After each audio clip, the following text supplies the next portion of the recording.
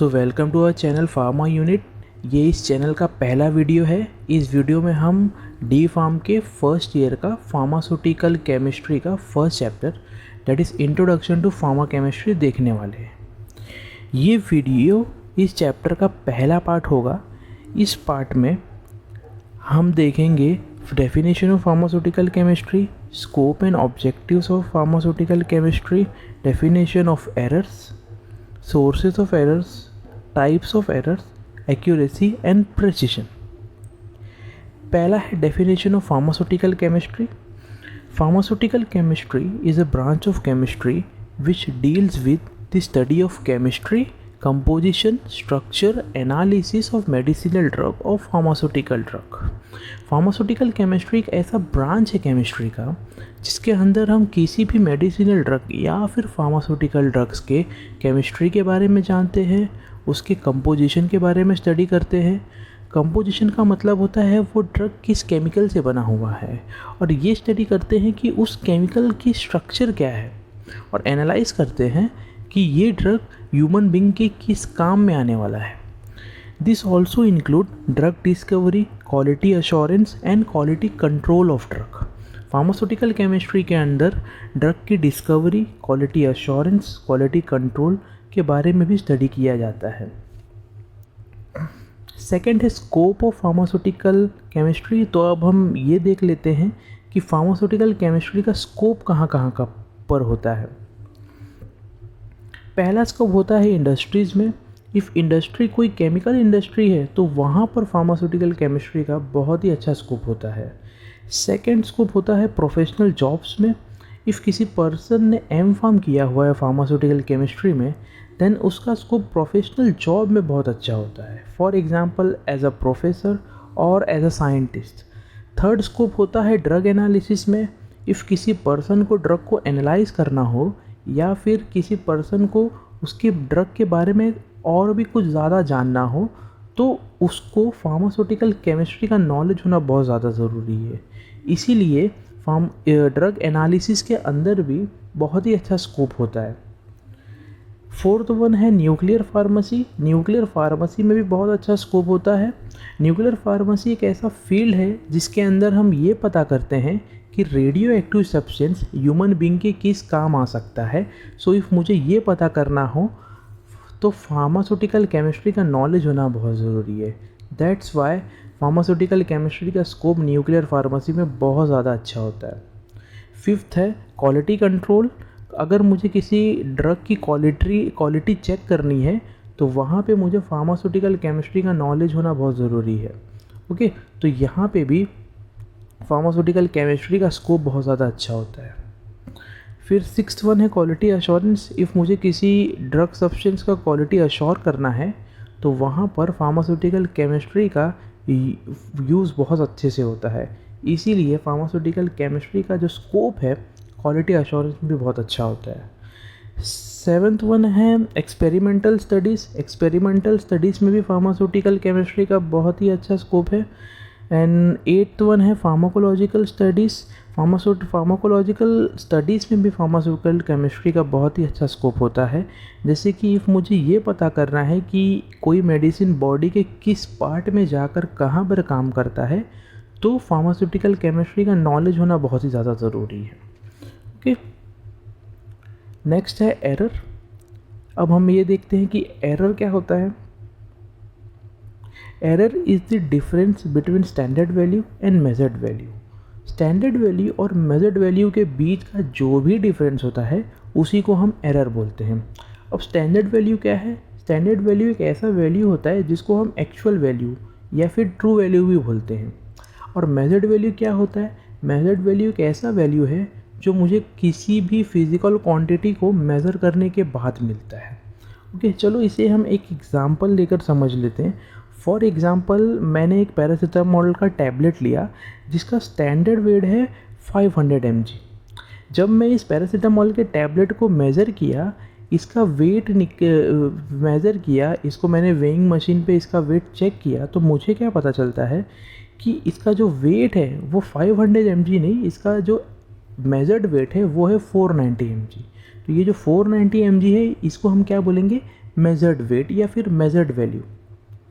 अब हमें यहाँ ये तो दिख रहा है कि जो मेजर्ड वैल्यू है और जो स्टैंडर्ड वैल्यू है दोनों में डिफरेंस है, लेकिन कितना डिफरेंस है ये पता करने के लिए हम मेजर्ड वैल्यू को स्टैंडर्ड वैल्यू से माइनस करेंगे। तो अब हमें यहाँ पे क्या पता चल रहा है कि 10 mg का डिफरेंस है। तो यहाँ पे हम क्या बोलेंगे कि जो एरर है वो एरर 10 mg का है। ओके।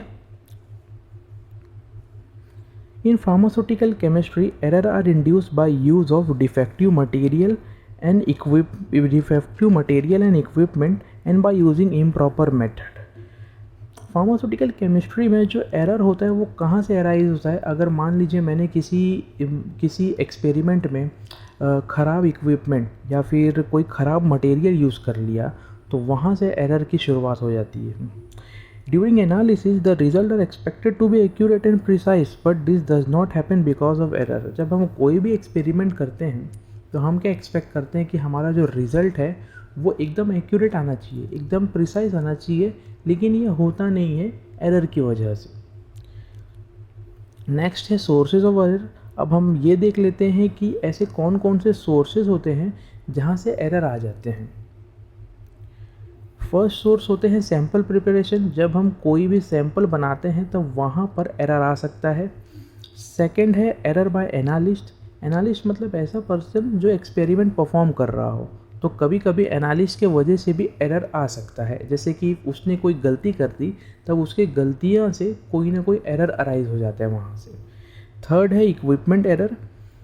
अगर एक्सपेरिमेंट परफॉर्म करते टाइम इफ़ हमने इक्विपमेंट ही अच्छा वाला नहीं यूज़ किया तो देन उसके वजह से भी एरर आ सकता है। Fourth one is reporting error. कभी कभी रिपोर्ट करते टाइम भी एरर आ जाता है, जैसे कि हमने जो रीडिंग देखी एक्सपेरिमेंट करते टाइम और रिपोर्ट बनाते टाइम उस रीडिंग को गलत लिख दिया, तो उसकी वजह से क्या होता है, एरर आ जाता है। फिफ्थ है कैलकुलेशन एरर। कैलकुलेशन करते टाइम अगर एनालिस्ट ने मिस्टेक कर दी तभी भी एरर आ जाता है वहाँ पे। सिक्स्थ वन है error due to transport and storage.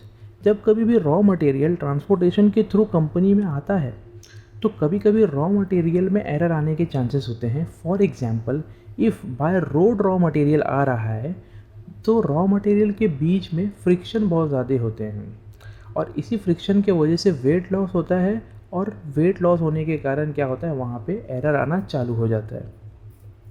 Next है टाइप्स ऑफ एरर। अब हम ये देख लेते हैं कि एरर के कितने टाइप होते हैं। तो एरर होते हैं जनरली दो टाइप के। एक होता है डिटर्मिनेंट एरर और दूसरा होता है इनडिटर्मिनेंट एरर। जो डिटर्मिनेंट एरर होता है उसे हम सिस्टमैटिक एरर भी बोलते हैं और जो नॉन इनडिटर्मिनेंट एरर है उसे हम नॉन सिस्टमैटिक एरर भी बोलते हैं। अब हम देख लेते हैं डिटर्मिनेंट एरर को डिटेल में। This error is also called a systematic error. Determinant error can be predictable. It means this type of error is known to analysts.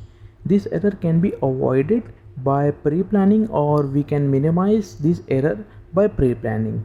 We can solve this type of error by using correct thing. Determinant error को हम systematic error भी बोलते हैं और determinant error जो होता है ना, ये predictable error होता है। इस टाइप के error को हम predict कर सकते हैं। ये एरर कैसे हुआ, किस रीज़न के वजह से हुआ, ये कोई भी एनालिस्ट को पता चल सकता है।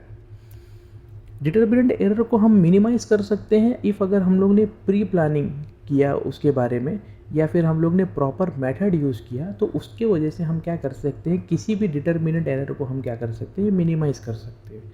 अब ये जो डिटर्मिनेंट एरर होता है ये भी 4 टाइप्स के होते हैं। पहला होता है इंस्ट्रूमेंटल एरर, दूसरा होता है पर्सनल एरर, तीसरा होता है केमिकल एरर एंड चौथा होता है प्रोसेस एरर। पहला है इंस्ट्रूमेंटल एरर। जब हम कोई फॉल्टी इंस्ट्रूमेंट या फिर इक्विपमेंट यूज़ करते तब ये एरर अराइज होता है।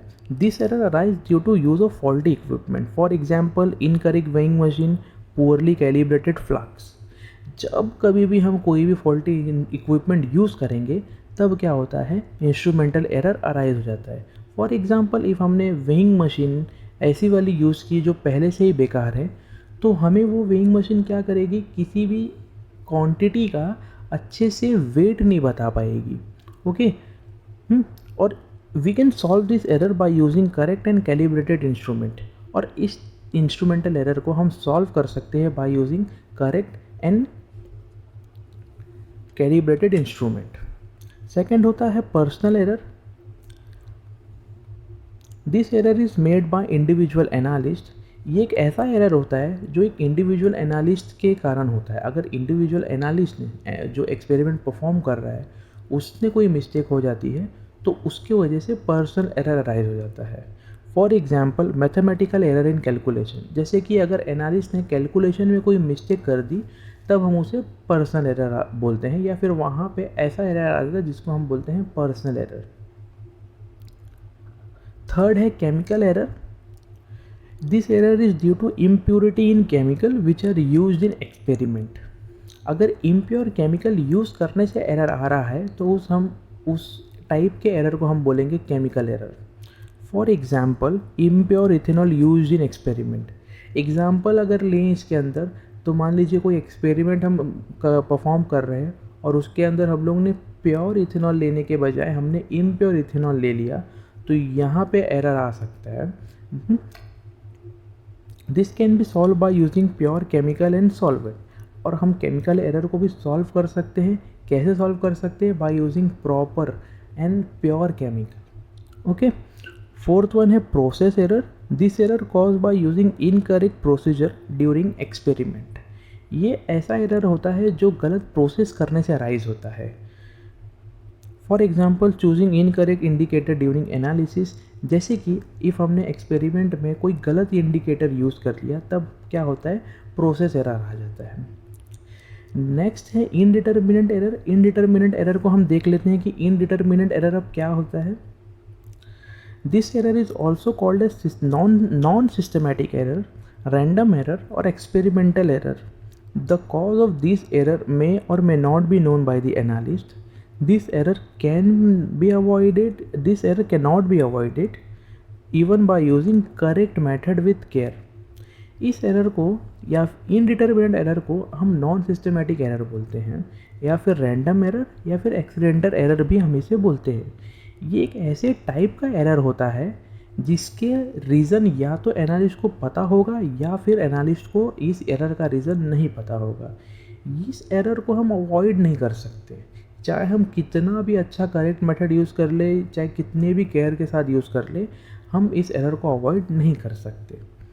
For example sudden change in surrounding temperature cause error in experiment. Example के तौर पे अगर एक्सपेरिमेंट करते टाइम इफ़ एनवायरमेंटल टेम्परेचर ही एकदम से चेंज हो जाता है तो उसी को हम बोलेंगे इनडिटर्मिनेंट एरर। अब ये एनवायरमेंटल टेम्परेचर को तो हम अवॉइड नहीं कर सकते, इसलिए हम कितना भी अच्छा मेथड यूज़ कर ले ये एरर आ ही जाता है। ओके। नेक्स्ट है एक्यूरेसी एंड प्रेसिशन। अब हम ये देख लेते हैं कि एक्यूरेसी एंड प्रेसिशन क्या होता है। पहला एक्यूरेसी देख लेते हैं हम। Accuracy is defined as the closeness of measured value to the true value. Measured value true value के कितना क्लोज होता है उसी को हम बोलते हैं एक्यूरेसी। इसको हम एग्जाम्पल के तौर पे समझ लेते हैं। फॉर एग्ज़ाम्पल मेरे पास एक पेन है, मैंने पेन लिया और ये पेन मैंने अपने तीनों स्टूडेंट को दे दिया और बोला कि इसको आप तीनों मेज़र करो कि इसका लेंथ कितना है। स्टूडेंट ए ने मेज़र किया और बोला कि इसका लेंथ 10.6 सेंटीमीटर है। स्टूडेंट बी ने मेज़र किया इस पेन को और बोला कि सर इसका लेंथ जो है वो है 11.5 सेंटीमीटर। स्टूडेंट सी ने मेज़र किया और बोला कि इसका लेंथ जो है वो है 9.8 सेंटीमीटर। लेकिन जो एक्चुअल लेंथ है या फिर जो ट्रू वैल्यू है पेन का वो है 10.5 सेंटीमीटर। अब हम यहाँ पे क्या देख पा रहे हैं कि इन तीनों में से जो ए है उसका मेजर्ड वैल्यू ट्रू वैल्यू के बहुत ज़्यादा करीब है, बहुत ज़्यादा क्लोज है। तो हम क्या बोलेंगे कि A is most accurate because A का जो मेजर्ड वैल्यू है वो ट्रू वैल्यू के काफ़ी करीब है। ओके, ये तो था एक्यूरेसी। अब नेक्स्ट हम देख लेते हैं प्रेसिशन के बारे में। The degree of repeatability of same value और same result is called as precision. अगर कोई वैल्यू या कोई रिजल्ट बार बार रिपीट हो रहा हो एक्सपेरिमेंट करते टाइम तो उसी को हम बोलेंगे प्रेसिशन। चलो इसको भी हम एक एग्जांपल लेके समझ लेते हैं। फॉर एग्ज़ाम्पल मेरे पास एक आर्चरी है, आर्चरी सबने देखा ही होगा इसको। इफ़ किसी ने ब्लैक वाले सर्कल पे मारा तो 7 पॉइंट, इफ़ किसी ने ब्लू वाले सर्कल पे मारा तो एरो मारा तो उसको मिलेंगे 8 पॉइंट। इफ़ रेड वाले सर्कल पे किसी ने एरो मारा तो उसको मिलेंगे 9 पॉइंट। इफ़ येलो वाले सर्कल पे किसी ने मारा तो उसको मिलेंगे 10 पॉइंट। और अगर किसी ने येलो वाले पार्ट पे एरो मार दिया तो वो हो जाता है विनर। तो हम इस येलो सर्कल जो 10 पॉइंट वाला है इसको हम मान के चलते हैं कि ये जो 10 पॉइंट है यही है ट्रू वैल्यू। अब एक स्टूडेंट आया, उसने पहला एरो मारा ब्लू वाले पॉइंट पे, दूसरा एरो मारा ब्लू वाले पॉइंट पे, जिसके वजह से उसको दोनों बार 8 पॉइंट मिले। तीसरी बार भी उसने क्या किया, ब्लू वाले पॉइंट पे मारा, तीसरी बार भी उसको 8 बार मिले, 8 पॉइंट मिले। तो अब हम यहाँ पे क्या देख रहे हैं कि जो रिज़ल्ट है वो रिपीट होते जा रहा है, 8 8 8 आ रहा है, जो ट्रू वैल्यू तो नहीं है, लेकिन रिज़ल्ट जो आ रहा है वो बार बार सेम रिज़ल्ट रिपीट हो रहा है। तो इसी रिपीटेबिलिटी ऑफ रिज़ल्ट को हम क्या बोलेंगे कि जो रिज़ल्ट है वो है प्रिसाइज, बिकॉज जो रिज़ल्ट है वो बार बार रिपीट हो रहा है, इसीलिए हम रिज़ल्ट को क्या बोलेंगे, precise. Okay, so thanks for watching this video guys. If आपको कोई क्वेश्चन है तो आप हमें ईमेल कर सकते हैं, ईमेल आपको स्क्रीन पे दिख रहा होगा, या फिर आप हमसे इंस्टाग्राम पे भी कनेक्ट हो सकते हैं। इंस्टाग्राम पे हमारा पेज है फार्मा यूनिट, और ये जो वीडियो के नोट्स है आपको इसके लिंक डिस्क्रिप्शन में मिल जाएंगे, तो आप वहाँ से डाउनलोड कर लीजिएगा। लेकिन जो नोट्स है वो पासवर्ड प्रोटेक्टेड है, तो पासवर्ड भी आपको डिस्क्रिप्शन में ही दिख जाएगा लिंक के नीचे।